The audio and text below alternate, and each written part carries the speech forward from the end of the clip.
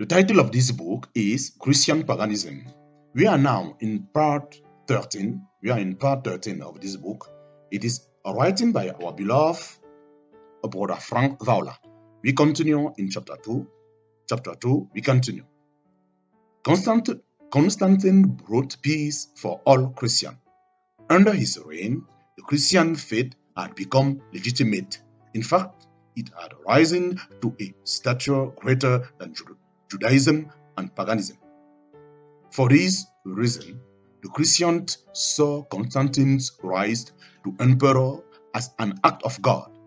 Here was God's instrument who had come to their rescue. Christianity and Roman culture were now melded together.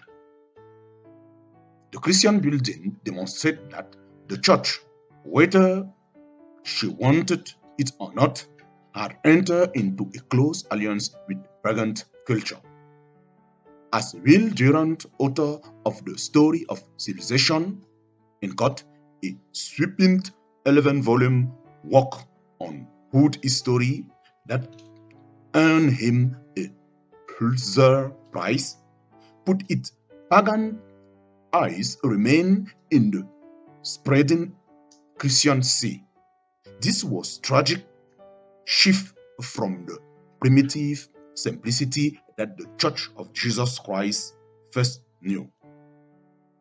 The first century Christians were opposed to the world system and to avoid any contact with paganism. This all changed during the 4th century when the church emerged as a public institution on the world and began to absorb and Christianize pagan religious ideas and practices.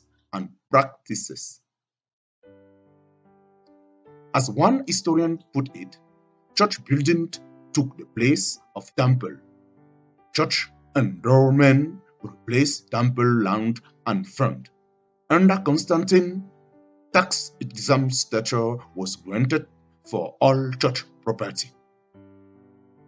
Consequently, the story of the church building is the sad saga of Christianity borrowing from written culture and radically transforming the face of our faith.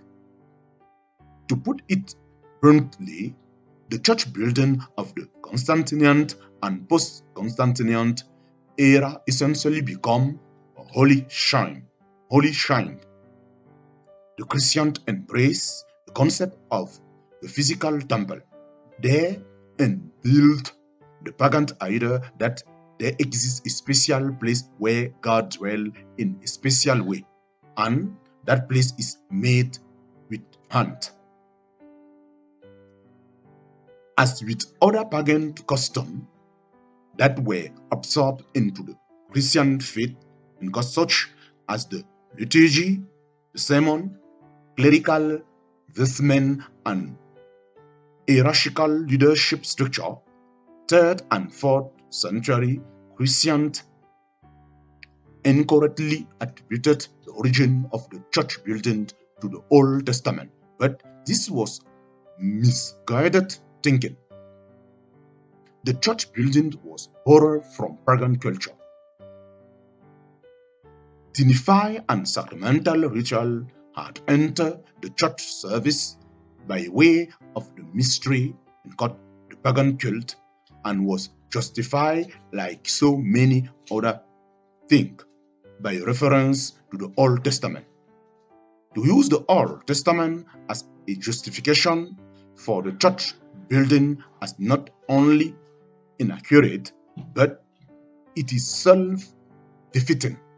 The old Mosaic economic of sacred priest, sacred building, sacred ritual, and sacred object has been forever destroyed by the cross of Jesus Christ.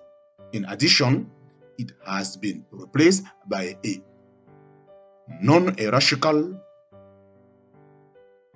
non-ritualistic, non-liturgical organism called the Ecclesia in God Church. The evolution of church architecture. the evolution of church architecture. Following the Constantinian era, church building passed through various stages. But they are too complex for us to detail here. To quote one scholar, change in church architecture are the result of mutation rather than a steady line of evolution. This mutation did little to change the dominant architectural feature that foster a mono-polyzent clergy and an inert congregation. Let's quickly survey the evolution of church architecture.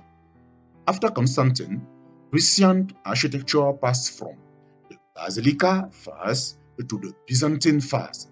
Byzantine churches had wide central dome and decorative icon and mosaic. Byzantine structure was followed by Romanesque architecture. Romanesque buildings were characterized by a three-story elevation, massive pillar supporting round arch, and colorful interior.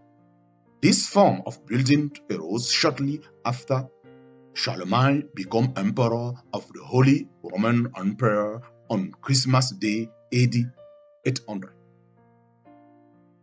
Following the Romanesque period was the Gothic era of the 12th century. Gothic architecture gave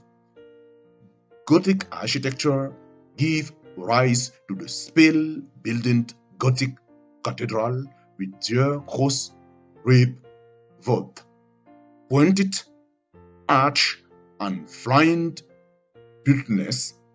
The term cathedral is derived from cathedra.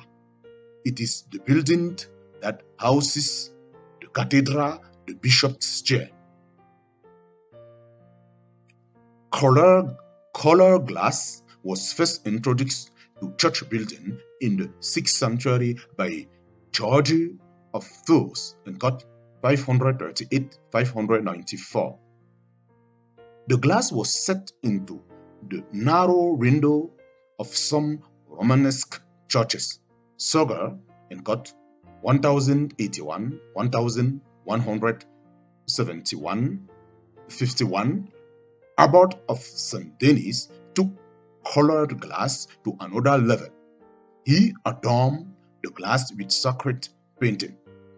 He thus became the first to use stained glass window in church building, placing them in his Gothic cathedral.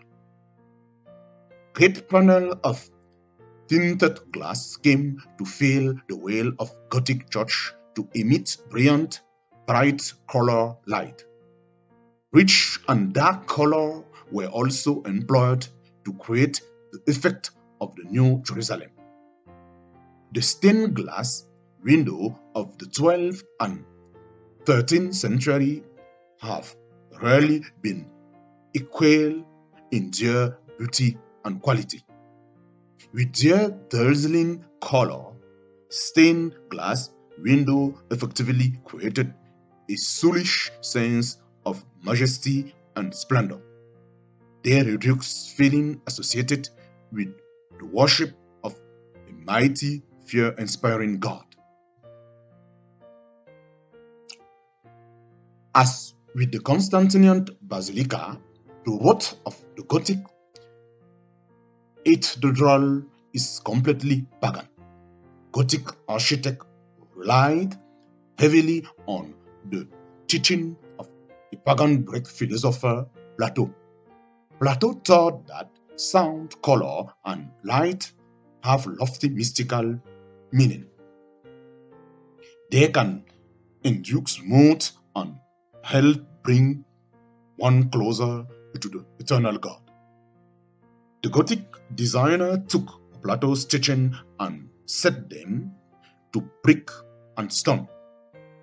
They created a way inspiring lightning to elicit a sense of overwhelming splendor and worship. Color is one of the most powerful emotive factors available. Thus, the Gothic stained glass windows were employed skillfully to create a sense of mystery and transcendence, drawing inspiration from the grandiose stature and tower of ancient Egypt. Gothic architecture sought to recapture the sense of the sublime through its exaggerated height. It was said to the Gothic structure that the whole building seemed chained to earth in fixed light. It rises like an exaltation from the soul. No architecture so spiritualized, refined, and cast heaven toward the substance which it handless. It was the ultimate symbol of heaven joining the earth. So with its use of light, color, and excessive breadth, the Gothic cathedral fostered a sense of mystery, transcendence, and awake. All of these features were borrowed from Plato and passed off as basilica, Romanesque, and Gothic church buildings as our human attempt